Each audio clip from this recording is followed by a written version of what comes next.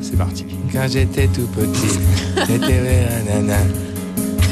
Quand j'étais petit, j'adorais les histoires avec des éléphants, des ersatz de babar. Comment fait l'éléphant pour se cacher dans un champ de fraises? Il se peint les ongles en rouge, t'as compris, comme les fraises. Comment fait-on pour savoir que les éléphants sont à présent dans le magasin de porcelaine, là de chez Garret devant? Tu comprends. Et qui est-ce qui conduit? C'est celui qui a son permis. As-tu vu des éléphants dans un champ de fraises? Eh ben c'est parce qu'ils sont très bien cachés. Pourquoi les éléphants se peignent le ventre en bleu? C'est pour ne pas se faire repérer quand ils volent.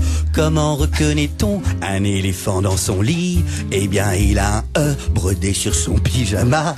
Quelle différence y a-t-il entre un éléphant d'Inde et un éléphant d'Afrique?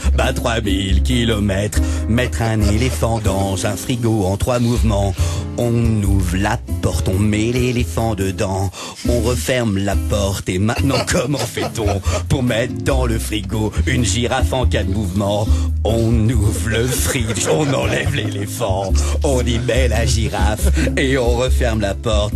Quels sont les éléphants qui ont peur dans les champs de fraises? Eh ben ce sont tous ceux qui ont les yeux rouges.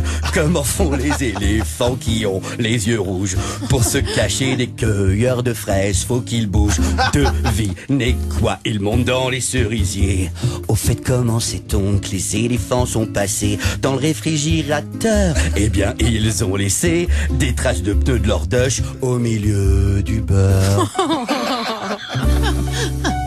Bravo Frédéric, bravo. Et à tous ceux qui nous écoutent, vous voyez comme quoi, pour faire de la musique, pour écrire une chanson, c'est pas la peine de se faire chier pour les rimes.